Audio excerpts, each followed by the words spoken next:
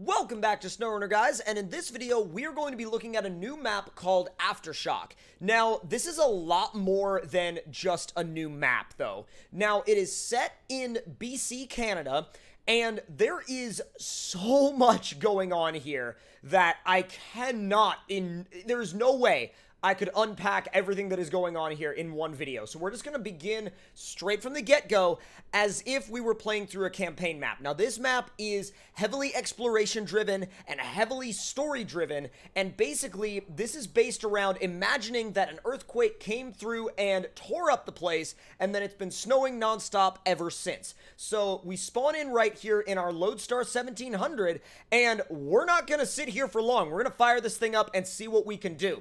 Now, I'm sure that the beginning tasks will give us an idea of the storyline as we go, but let's see what we can find. Now, prepare for battle is our first task. We're out here in a snowy neighborhood, and let's see what we're doing out here. Let's see, I don't know if you've heard much yet. It sounds like some places got hit hard. You better find a way over to the garage and get set up. All right, I think we probably should do that. So the garage, I believe, would be... Whoa, okay. All right. So I suppose we'll go this way, because I believe we can get somewhat to the same area. Now, this looks gorgeous. This is beautiful right off the bat. Now, I wanted to start off in the morning. I didn't want to manipulate the day and night cycle at all, because I really wanted to get a feel for what was going on immediately off the bat and how the map creator wanted this map presented. Now, of course, if you would like to check out this map and everything related to it, that link will be in the description box down below. And really, you have to give credit where it's due. This is just beautiful. That is the vibe that I continue to get right off the bat, is that this is beautiful. And the crazy part is, it doesn't, even though it's a snow map, it doesn't look like the Alaska region from the campaign. And it also doesn't look like the new Amur Oblast region from Phase 4. It doesn't look like any of those. It literally just looks like its own thing.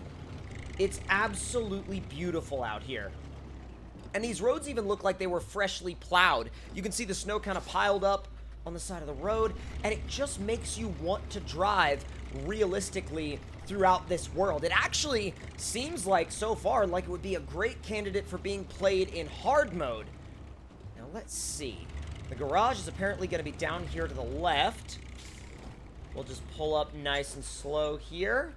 Check, and we're good to go. I definitely know that for a fact, though, I'm going to be putting beans on the dash. Whoa! I was like, excuse me? Okay, it looks like there's a way for us to get around that, but I was like, I saw a fallen power line and a giant ravine cut out of the ground. So this, I suppose, is the first of many effects that we're going to see from this earthquake. Wow. All right, so we're going to have to bypass this. Nice and easy. Can we make it across? With care, we can. There we go. I'm going to try to be nice and easy about it. Nice and easy, and whoa! There's fallen light poles. There's collapsed buildings. The building has literally capsized and fallen over. That's crazy. The road is starting to be torn up, and it really does feel like an actual earthquake has come through here. Now, how will we get across this? Whoa! What are you? There's a vehicle back there. There's a vehicle back there that we didn't find before. What is it? And where is it? How did I miss that? What are you? Is it in that? Oh, it's down in there. It's a Lodestar. Let's see if we can get it out. I think we might be able to get it out. And since it's not tied to a task, we may be able to just pull it out and then drive it. Actually, no, sorry. Not a Lodestar, a Fleet Star. Fleet Star 2070A. A Yeet Star. There we go. Let's back it up. Almost. Careful. All right, so we've got a Fleet Star 2070A chilling out here and available for work whenever we need it. That's great. That's awesome to know, actually. Now, back to the route at hand. I am not sure how we are going to get through here. We may have to use this pipe. Or a combination of the pipe and the... Yeah, we're going to have to use a combination of the pipe and this fallen metal framework.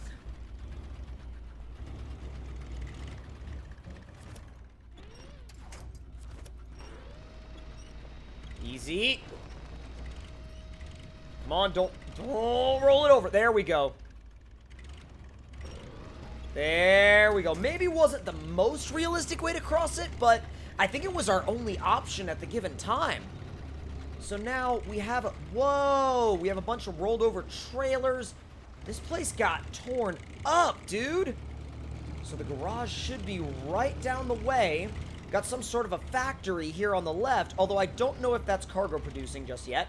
Seems as though there's a trailer over there, but I'm not sure if that's just a set piece or if that's an actual usable element of gameplay. Now, that's not quite the garage. That's a storage facility. Let's see. Ooh. Stoltman Storage. All right, let's make a right. Making our way down to the garage. One step at a time. Got to be very careful here. There we are. There we are. So that's going to be... Wow! Reached rank 9. Dude! 100 grand? That's amazing. So we've got another task right here called Runway Rendezvous. And in this one, first thing we got to do is find a way to the airport to meet up with the rescue teams. I heard the bridges were down, so the easy way is a no-go. Take some supplies with you. So let's see. Details. Find a clear path to the airport. And that's it. That's all they tell you. That's literally all they tell you. So let's move to the garage, get ourselves set up with a base of operations, and then from here, we may be able to expand our range of trucks just a little bit. And I'm actually thinking about moving over to potentially the Tacoma, and I think the Tacoma may be a brilliant candidate for this because we're actually going to go ahead and put the, let's put the 4.0 V8 in it, and we'll do the TRD Pro crawler with manual low gear. We'll do the Pro lifted suspension. We'll do some 40-inch tires. And I'm thinking that, there we go, 40-inch Wrangler studded or MAZ 95 chained. They would both work. I'm going to use the studded ones because they do look like they would work pretty well. Now, let's also see... Let's see, RCLT HD. That one actually positions the tires a lot better and makes them not have all of that weird positive camber all the time. So I'm going to go with the Autonomous Scout Extended, and we're going to do that integrated snorkel. And we're also going to throw some supplies back here in the bed because that's going to be a huge advantage for us. So fuel and wheel frame. And we're going to do a TRD spare wheel with the studded tire. And we are also going to do, let's see, there's the toolbox. And we can do trunk supplies, but I'm not really feeling trunk supplies. And default bumper, I'll probably leave the default bumper on, to be brutally honest with y'all. I think the default bumper looks really, really good. And we could do clean or dirty wheels. Probably gonna do the dirty ones because it just kind of suits the mood a lot better. And we'll run it in probably the orange this time, actually. I really do like the orange.